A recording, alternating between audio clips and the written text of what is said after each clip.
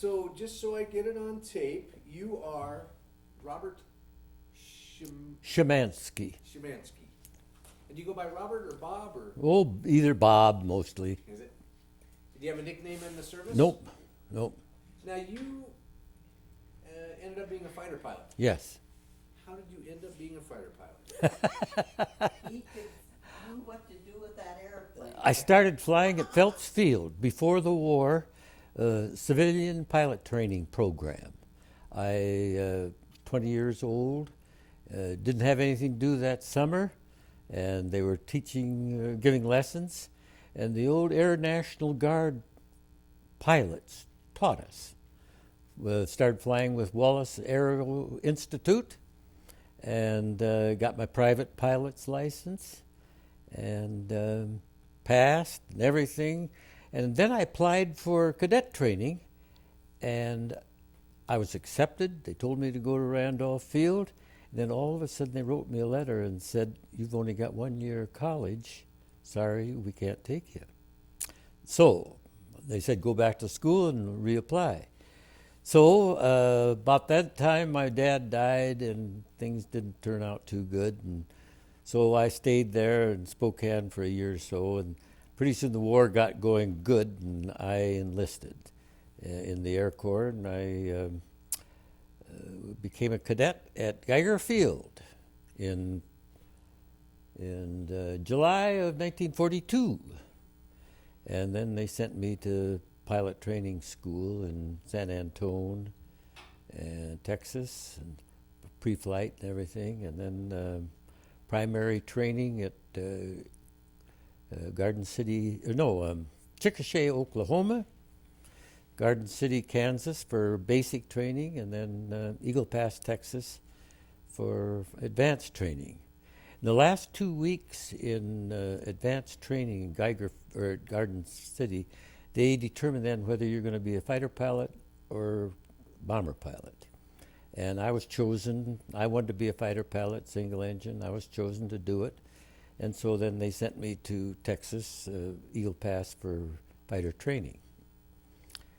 Graduated from Eagle Pass, and then I did a little transition flying in a P-40, and all of a sudden I'm over in England. What did you fly in England? P-51s. P-51. Yeah. Mm-hmm. Now the fighter pilots, they're kind of the stud pilots, aren't they? Yes, I guess so. Really, normally you're the better pilots. The other guys get into bombers, transports, training, and so forth. And really, the fighter pilots are the elite guys. They're better pilots. Now, was that part of a motivation for you to want to be a fighter pilot? Yes, yeah. Mm-hmm. I took to it well. It was easy for me. With my advanced training that I'd had here at Phelps Field, I was ahead of the other guys. And so flight school was easy for me. I tried hard, and I was a success. Now, again, you flew P-51D. P-51D. Yeah. So it's you in the plane, or do you have... Oh, no, just me. Just you. I'm all by myself. That's what I thought. So take me through a mission. In fact, do you remember your first mission you flew out of England, right? Yes. Do you remember your first mission? I took off in Leiston, Saxmundham, a couple little towns right near the Channel. And my first mission, I had, I think, 4 hours transition flying in an old P-51. And they sent us out on our first combat mission. My first one, you're apprehensive, obviously. You've never been over in Germany before, and you've never been in a combat situation. Fortunately for me, nothing particularly happened that day. It was a dry run. We took off. We flew in formation. We went over there. No enemy action. And I came home and landed, and it was all over. But I think I had my first combat in about the 10th mission. Just to go along like that, 50% of the American losses of fighter pilots in the first 10 missions. you're unsure of yourself, you're not used to combat and so forth. And literally, half the guys that are lost in the first 10 missions. So if you make it through 10, well, you're kind of a veteran. But about my 11th mission, I had my first combat. I was flying wingman with my squadron commander, and there's 4 of us. And we were over in Germany when we ran into 4 109 FW-109s, and we started engaging them. And a lot of times you get into a circle. You're following each other around and so forth. And, of course, the leader, my leader, he's shooting at the guy, German, ahead of him, and then I got 2 Germans following me. So while he's shooting at them, they're shooting at me. And this was my first real contact of actual enemy action. Fortunately, we shot all 4 of them down, and we flew back home. And I can still remember it. I thought, my gosh, this is just great, just like a Hollywood movie. 4 of us meet 4 of them. They're dead. We're flying home into the sunset, and it was great. And it gave me a huge amount of confidence then. After 10 missions and now here combat and so forth, I shared in one of the victories with my commander, and I was real confident from that point on, I'll tell you. What's it like? Visually, what's it like? You're flying along. Yep. Okay. Where did they come from, or do they just appear all of a sudden? Are they coming at you, coming back at you, all around? Well, I'll take you off on a mission. We took off, well, in a squadron there's probably 20 aircraft. 5 flights of 4 each. And you take off in pairs, and then you join up together, and the whole group joins up and flies over into Germany. Now that's 60 aircraft. And you fly out at a certain heading. You're all in formation, and a pretty tight formation. You meet the bombers just about as they're going into enemy territory. They've taken off a couple, 3 hours ahead of us. They're climbing out slowly and so forth. And we meet them just about as they get into Germany at 30,000 feet. They're probably at 26, 27, 28,000 feet. That's about as high as a B-17 could go fully loaded. So we sit up on top of them there at 30,000 feet and escort them into Germany. And, of course, you're looking for enemy aircraft. And, of course, the Germans, it was no secret, they could see us coming. Maybe there's 1,000 bombers in a mission, and all pulling contrails. So it's just a great big cloud across the sky as you come in there. And so they knew, they could see us coming. They knew what altitude we are. There was no hiding. And, of course, then the German aircraft would come up, and they didn't want to fight us. They wanted to get to the bombers. And they tried to get to the bombers on the bombing run, because then the bombers aren't taking any evasive action. They're just on a dead heading going in, and that's a key, easy time for the Germans to hit them. Or they would try to hit the bombers as they came off the target. Now you've been shot at, a lot of them are damaged and so forth, and it's a lot of confusion, and so that's an excellent time for the fighters to hit. So this is when we really looked for German fighters. And they would be coming at us at 30,000 feet, sometimes even 31,000 feet. So you were hitting them head on. And they came in large groups. A lot of times, say, for instance, we're 60, they might be 100, 200.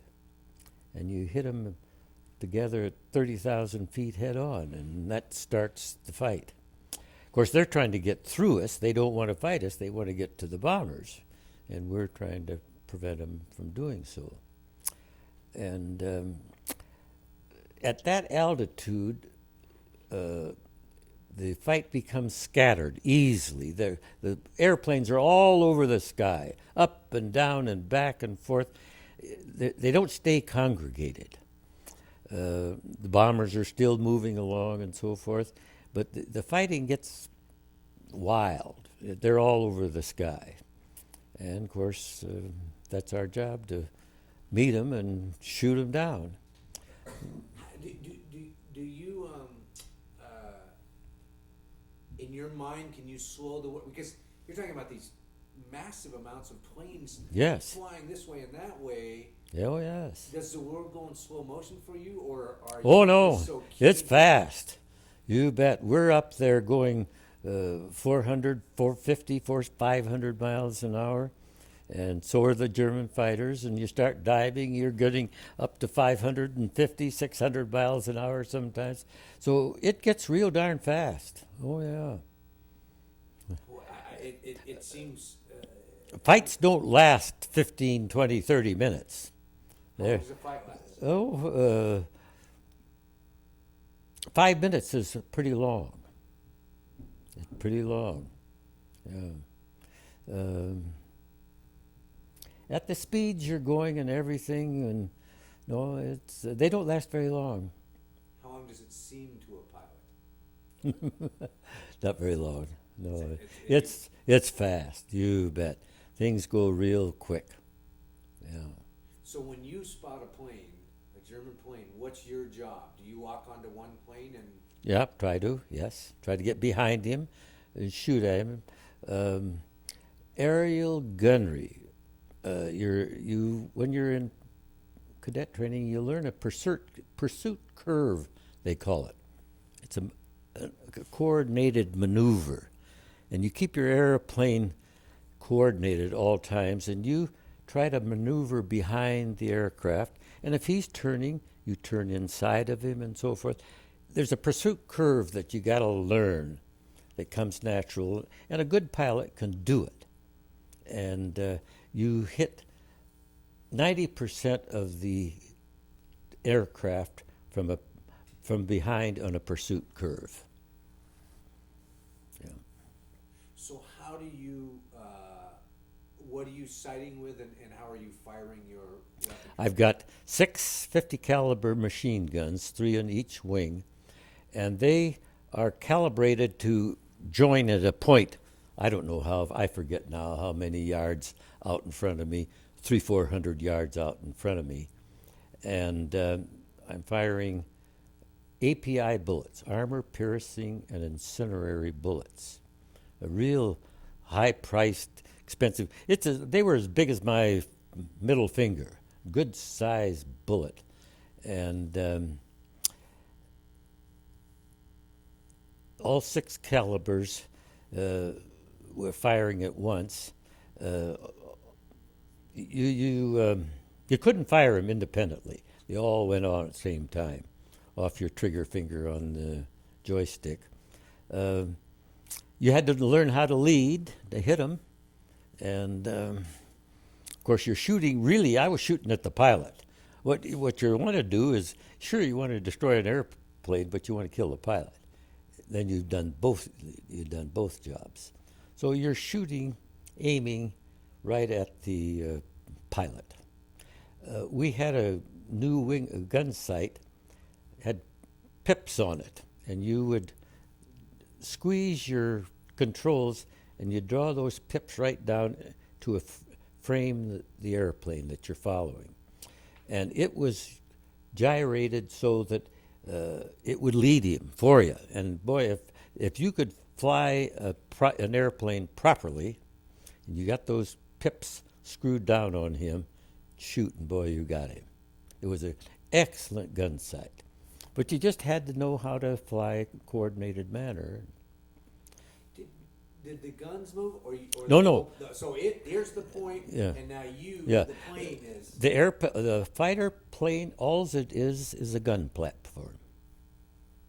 I'm flying, I'm on a gun platform, and I aim the guns by aiming my airplane. I can't move the guns. Yeah. How do you know how much ammo you still have in there, or do you? You don't know. You can guess. After you've been shot a number of times, you know when you're going to be getting low and so forth. I never ran out. It's been so long, I forget now how many rounds I had. It seems to me like it was 3,000-4,000 rounds. I had a lot of ammunition. Some guys didn't carry a full load because it weighed your airplane down. I carried a full load of ammunition, and no, you couldn't really tell. When they didn't fire, you knew you were out. Not a good sign. Not a good sign. Could you hear them, the guns? Or No, not? no, you're sitting behind that engine, a 2,400 horsepower engine, sitting right there in front of you. It's practically in your lap. And no, you don't hear anything, but you hear that engine, I'll tell you. You don't really hear anything else. I've seen a huge amount of flak when they're shooting at bombers and so forth. Never heard a thing. Do you remember how many kills did you have? I'm officially credited with 6. When I finished my last mission, I was told that was my 10th victory. And then through through regulations and this and that, I was only credited with 6. When my group finished flying in England and the war was over, they sent into occupation into Germany. And the group went in around Munich, and I didn't go. I had already finished. And while they were in England, in Germany, nobody did anything. Nobody kept any records, and my records got fouled up. So I've got 6 or 10 or I don't know what. Did every plane have a gun camera or not? Yes, everyone had a gun camera in the wing. And did you trigger the camera? Or? Well, every time, I had a gun switch and a camera switch. So when I got into combat, I flipped them both on. And then when I pulled the trigger, every time I shot, I took cameras, film. So generally when you would get back from a mission, you had photos of... Yes, everything. And then the next day we reviewed all of the combat films of everybody else's. We saw each other's films, and you kind of learn from them. Yeah. Can you see the bullets going out? No. Well, some guys used tracers. Every third bullet was a tracer, and if you used tracers, you could see them going. I never used them. I didn't like them. I was an excellent at aerial gunnery. I didn't need them. I didn't want them. And so, no, I never saw any of my bullets. The only time I've seen them, you can see them when you strike something. Like, say, you're strafing a train or passenger cars and so forth. Boy, when you start strafing one, you can just see them sparkle and hit as those are. See, I'm shooting armor-piercing and incendiary bullets. When those incendiary bullets hit, they just sparked and flew. So I could see when I hit, but I couldn't see the bullets going, no. Do you remember your first plane you shot down? That one, first mission, yeah. That 11th mission when 4 of us shot down 4 German aircraft. And what's that like? Because you're doing this, they're doing this. How close do you have to get, and what happens after you disintegrate them? Did the plane A lot of times, if you hit them real hard, they just jerk and snap roll, and you know you've hit them bad. They go completely out of control. One time, I was in a real tight turn, and I hit a guy on the wing, and I cut his wing off. And my film camera, shows the wing just disintegrating, leaving. And, of course, then he went out of control completely.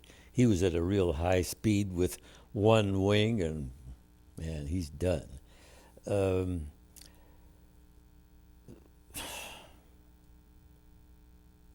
How close are you ballpark. Oh, 100 yards, 200 yards. You can't get too far away, or your bullets don't hold their trajectory and everything. And a couple of 300 yards. Sometimes you get closer. I've been darn close to some of them, but normally you're not real close. You say, how do you know you hit them? A lot of times you'll damage them, and then the German pilot, of course, he's over Germany. All he's got to do is jump out of that airplane or belly it in, and he's home safe. In fact, sometimes you're right over his field. I've fought them right over their own field. Well, they start going down, and they're going to just belly into their landing. And so that's a good time to hit them, when they're just going in. You don't want them landing and then being back up there the next day in another airplane. And so sometimes you get real close, and it's easy to hit them. Does that create are you close enough that now you're having to, once you hit them, fly out of there? Yeah, fly out of there, yeah. Wow. Mm-hmm.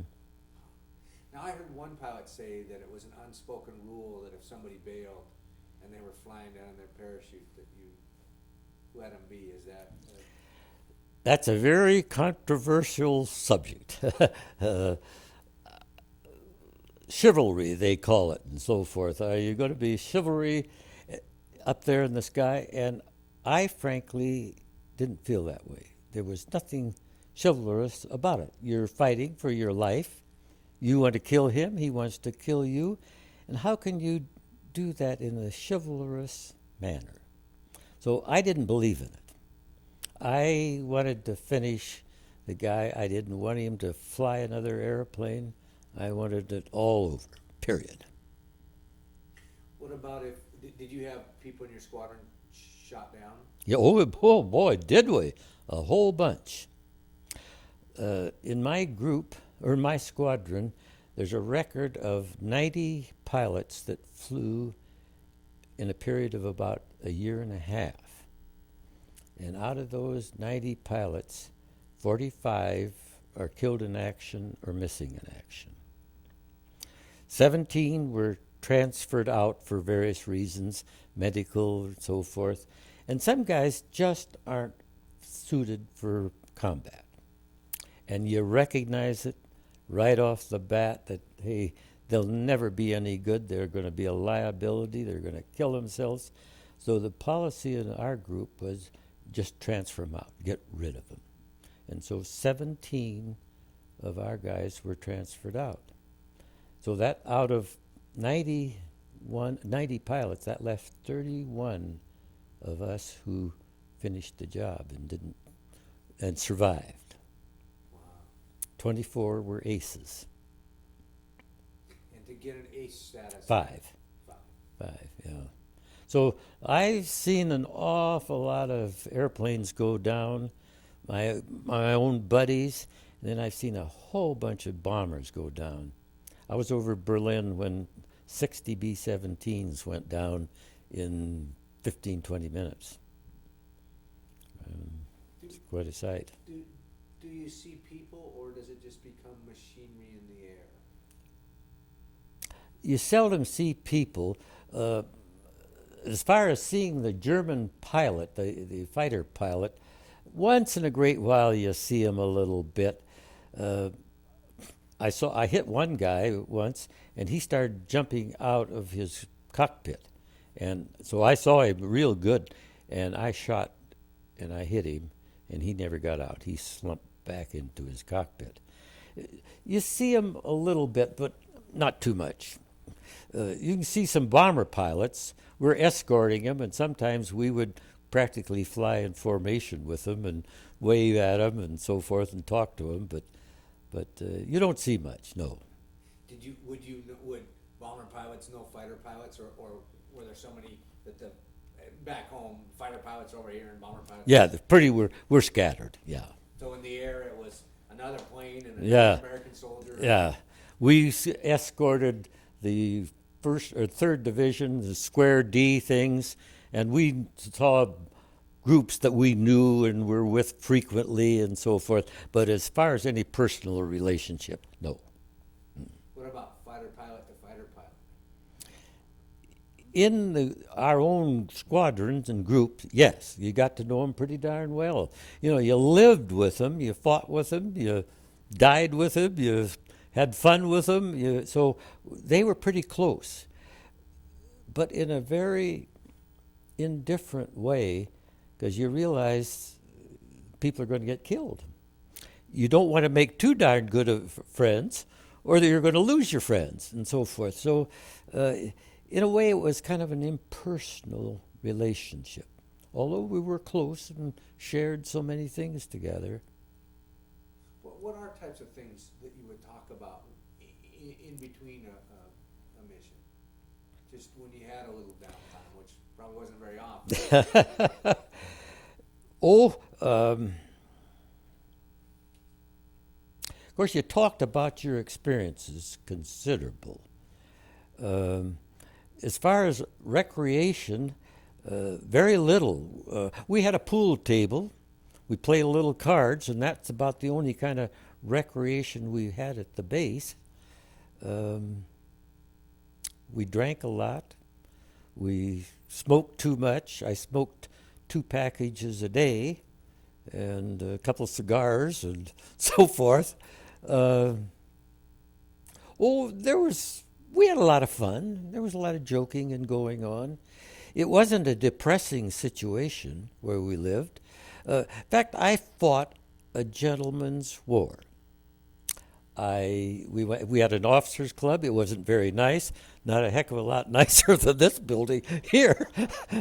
But when I got down off from a mission, they used to have us feed us a little fried egg sandwich and so forth, and then we'd go off to the officers' club. I put on my blouse and everything, and I went over to the officers' club and had dinner and had a drink and so forth. And so I led a gentleman's life. I know I've heard infantrymen say that was one thing about pilots, especially flying out of England, that basically you got to go home at night. Oh, yeah, every time. I flew 70 missions, and I went home every time. How many? 70. Isn't that way above average? Well, that's quite a few. Yeah. But no, I never landed on the continent. I always successfully got home every time. Did your plane have a name? No, a lot of them did. I, for some reason or other, never had a name.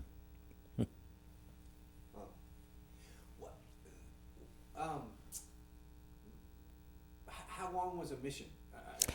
I flew 70 combat missions, 300 combat hours. So that totals out 4 hours and 45 minutes per mission.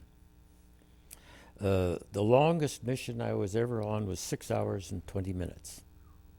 That's a long time sitting there in a cockpit all by yourself. And it's cold. I'm up there at 30,000 feet, and your temperature is going to run anywhere from 20 below to 60 below. And it wasn't, the airplane wasn't heated real good, and it was a darn cold mission. But 6 hours and 20 minutes, I'll tell you, is a long time in a cockpit all by yourself. Now I know in bombers they had, when you talk about time, they were up there a little longer, but they had ways to take care of such necessities. Right. Fighter pilots, did you? Tough. Real tough. It was a serious problem. Urination. It was tough. Before a mission, I would never drink more than a third of a cup of liquid of any kind. Coffee, juice, nothing. I didn't want any liquid inside of me. And then before you went, you urinated 2, 3, 4, 5 times just to drain yourself out completely. But then now you get into that air cockpit, and there's no pressurization in it. And so as you go up you start expanding and blowing up, and you're expelling gas, and holy cripes. And the only thing we had is a pilot's relief tube. It was a tube that ran up in between your legs, and it had a little a little cup on it, and then you tried to urinate in that thing. And the problem, of course, is it's cold. I've got 3 pairs of clothes on. I've got long wool underwear. I got my slacks on, a flight suit over on top of that, and then I've got 3 pair of gloves on. I've got silk gloves, chamois gloves, leather gloves, and then I've got one stick on the one hand on the stick, one on the throttle, and so forth. And now and you're flying formation, and now see how difficult it is to urinate. And so normally what some guy, when he'd have to, he'd get off kind of by himself. And you could see him flopping around out there and so forth. But sometimes you couldn't. You were unsuccessful. It's just the way things were going. But it was a serious problem. Oh, I would imagine, yeah. Yeah. That's funny. It sounds like I know little kids, when they're little babies sometimes, when they got to go doo-doo, they kind of go off by themselves. So you got this fighter pilot off. Yeah. I mean, what Charlie's doing over there. Yeah, with these 3 gloves on and all these clothes on. Holy cripes. So, and you did, your missions were all daylight missions. Yes. Yeah. We took off, we would get up at 4:30, 5 o'clock in the morning and take off at 6 o'clock or something like that. Meet the bombers over there at about 8, and then fly your 5 hours, and you're back home at noon. Did you follow the bombers? You would go through the bombing mission with them, get them started back, and then... Yeah, get them started back, and if everything was okay, then leave them and come on home. They did have one thing, what they called, and this is a gruesome thing, a Bloody Sunday. And what you do, you take off with the bombers, you escort them over the target and so forth, and then they'd turn back around going back. And if there was nothing, no activity, no enemy fighters, no flak, no nothing, then on a day of Bloody Sunday, the fighters all dropped down on the deck and strafed. They would fan out all over Germany, and that would be, say, 500-600 fighters all coming back, strafing indiscriminately. And we did that a number of times. Did you have specific targets at that No, time? you just shot at anything you saw coming back. And it got pretty grim. Did it make any difference, military, civilian? Nothing, didn't make any difference what. You just shot at anything. And how low do you drop to do that? About 50 feet. So that's definitely I'm visual. I'm right down there on the deck. Yeah. Of course, you're trying to shoot at trucks and vehicles and trains and so forth. One of the things we shot at frequently was water towers. You see these water towers out here in the valley sticking up about 200 feet with a big round bulb up there. Well, actually, it made a beautiful target for a fighter. And, of course, you'd pump 1,000 rounds of bullets into those water tanks, and you just ruin them. And it was actually fun doing that. But we did so much and caused so much trouble, the Germans built flak towers. And they built them just to make them look like a water tower, only it was a flak tower. And boy, when you come in there, instead of hitting water, you got guys in there with machine guns and they're shooting at you. They did build a lot of them because we caused so much trouble.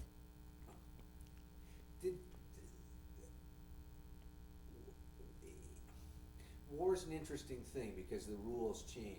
I mean, I've never been to war, but I mean, just from listening to people talk, do you face a moral dilemma ever, or dealing with an enemy, or is No. there something your mind does? No. I was never read the rules of war, the Geneva Convention, or anything. I was never taught or anything particularly of what to do and what not to do. And no, I found no moral dilemma whatsoever. None. So it was a black and white issue for you. You bet. Yep. Better thee than me. Absolutely. Yep. I was trained to do a job. I'm out there doing what I'm trained to do and do the best job I can. So no, I never bothered me. Never lost a night's sleep. I never worried about it. I had a free conscience all the time. Yep. And that's probably was a real advantage. Like you said, some people you knew right away couldn't be fighter pilots. That's right. You know, you can recognize them. They're no good. And but it never bothered me. Just none. So what were some of your other? Because you escorted the bombers, but you also talked about strafing. And was that only on a Bloody Sunday you would do that? Or No, a lot of times. A lot of times you're up there and there's nothing going on, and at 30,000 feet you have a panoramic view of the whole countryside, and you can see trains from a long distance away. And a lot of times maybe part of the group, a squadron, would drop down, strafe a train and so forth. And we did a lot of strafing of trains. The 9th Air Force did most of it, of course, but we're deep into Germany, and the 9th Air Force never went into Germany. And so we're deep in there, Berlin and so forth, even past Berlin. And we're seeing trains that the 9th Air Force never saw. So we strafed quite a number of trains, you bet. Military equipment, if you could see them, but normally you're looking at trains. The lead guy would shoot at the engine. Of course, what you want to do is blow that engine up, fill it so it'll stop, and then you got a train sitting there dead on the tracks, and people start strafing it. And with you said armor-piercing Yeah. bullets, you could come in and take out a big locomotive. You bet. Oh, yeah. The most dangerous job, we were told in Germany, was to be an engineer on a train. He's sitting up there in that cab, metal cab, and here comes the bullets ricocheting around in that cab, and they were just killing engineers on trains like mad. Yeah, and it's this big, long Yeah. target. They're easy to find. Sure. And you know where they're going. You know where they're going. They're stuck there, and here comes 20 airplanes with a whole bunch of armor-piercing bullets, and easy. In your mind, who did you see the enemy as? Was it a person, a people, a government, a country? A government, a country, and of course Hitler, the damn guy, and it's pretty impersonal. Even when you're fighting another airplane, one-on-one, it's pretty impersonal. You don't know him. It's a impersonal thing. I had no particularly animosity toward the guys that I was shooting and fighting. I wanted to kill them. I didn't want to see them flying anymore, but no animosity. Once I found out later on who I had killed. I found out 40 years later. The historian of our group went into occupation in Germany after the war, and he met some of the German historians. And he was always intrigued with one report that I had made about an encounter. And so he studied it, and he went to this German historian who then studied the German troops and so forth that were involved that day and so forth. And that particular encounter was a little bit unusual. Because it was a long-nosed 190, which was unusual. You didn't hardly ever see him. And so this German historian was able to trace who was the pilot and so forth, who was flying that day, and who was killed. And so the two of them got together and they wrote a story, and it appeared in a British magazine. I forget the name of it now. 40 years afterwards, and it's a story of a day in March.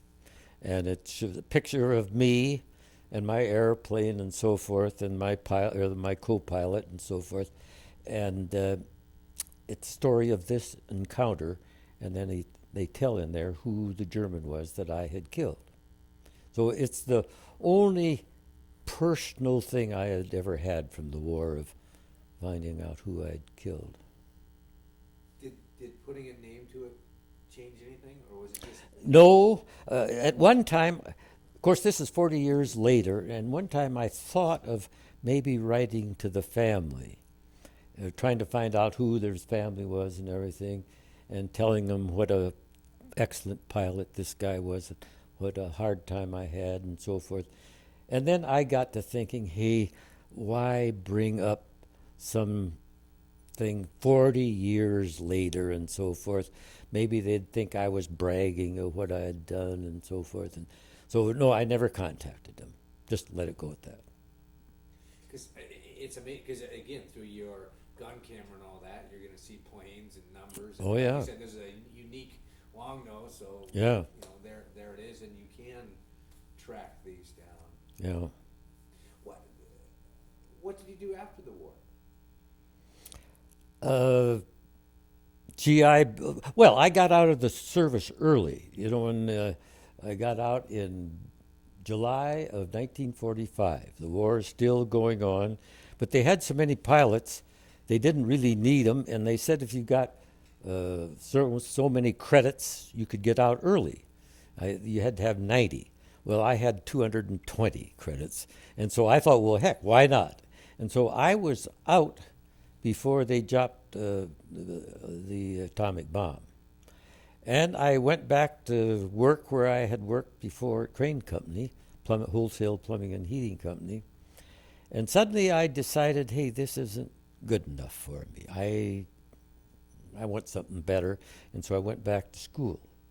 And at age 27, I went back to the University of Washington, got into law school, met my wife, Mary, and we were... All this other was going on. So Yeah. you didn't know him yet? No. No. I met her in Memorial Day of 1948, and we were married in September of 48. In fact, we were married the day I was admitted to law school. Yes. And so then Mary worked my way through law school. I worked harder than heck. I'd been out of school, for a long time, and it was kind of hard to start studying again. Did you GI Bill? Did that? GI Bill took me the whole way through undergraduate and law school. And I graduated in 1951, the University of Washington. So then I came back to Spokane and started practicing law by myself. And then I joined the Washington Air National Guard. They were at Geiger Field then. I became the legal officer out there and stayed long enough to get my retirement. Practiced law, and retired from that, retired from the Guard. I retired from everything. But me. Yeah, but Mary. But Mary and golfing. Yeah, right. And Mary and golfing. Yeah.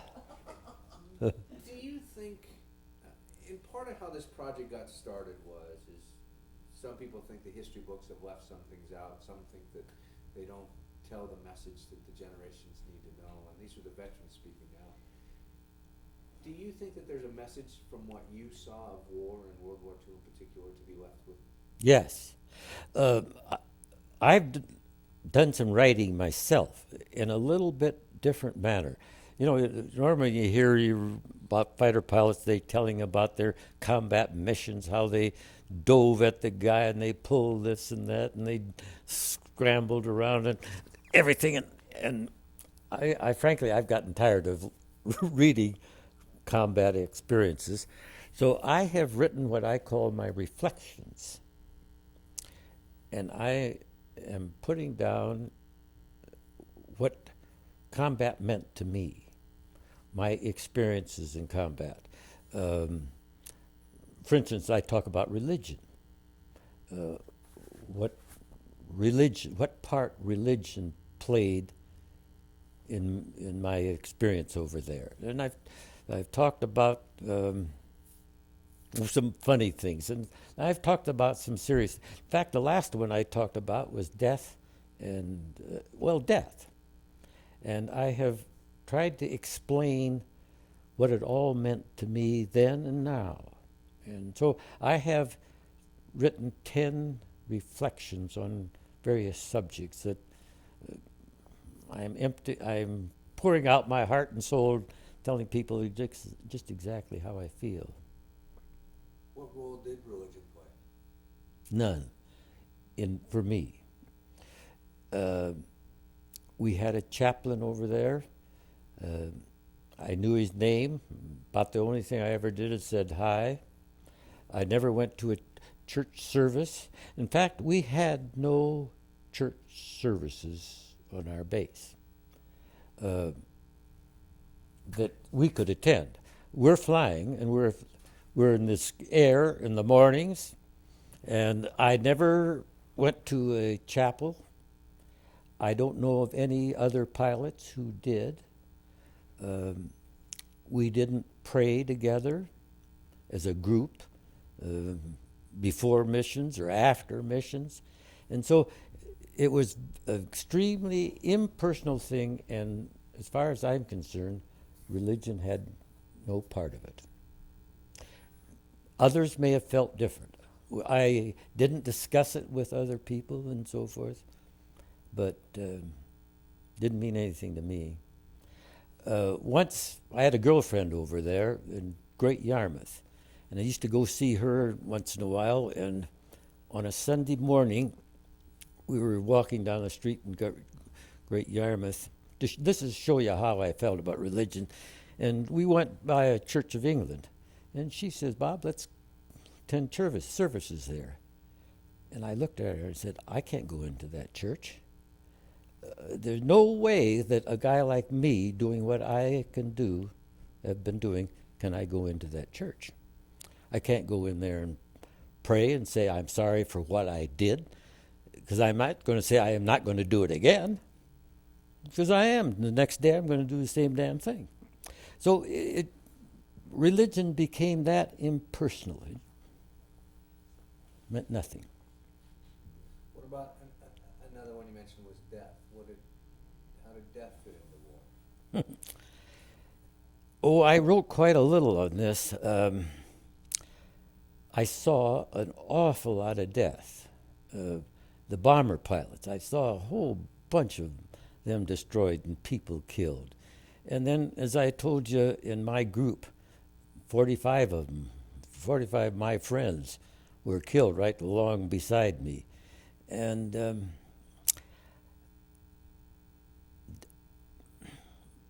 death, it became impersonal. You live with it. You know it's going to happen. You can foresee it. You're there all the time. But you become indifferent to it. It's part of your life. You accept it. It's not very nice, but hey, you're there and you're doing some dangerous things, and you can get killed, and so I became indifferent to death. I became indifferent to religion, and what about after the war? Altogether different. Altogether different. Mary was a Methodist, and we were, I was a Lutheran to start out with. Mary was a Methodist, and we joined the Methodist Church. And Well, we got married first. yeah. And then later on, I joined the Plymouth Congregational Church and so forth. So it was completely different after the war. Yeah. I mellowed. Well, and war is a different Yeah. Is war a necessity or Damn right. You bet. Yeah, you're not going to get rid of it. You bet. I'm glad you were tentative on that answer. Yeah. It's a gray area on that one. I think. Yeah. No. Yeah. And it's gonna be there forever. You darn right. Yep. And Yeah. so I assume. Let's see. How do I turn it into a question rather than an assumption? My assumption is you try to find the right within war and know that you're fighting for the right. Yeah, that's right. Yep. Yep. I had a job to do, and we all did, and I did my best.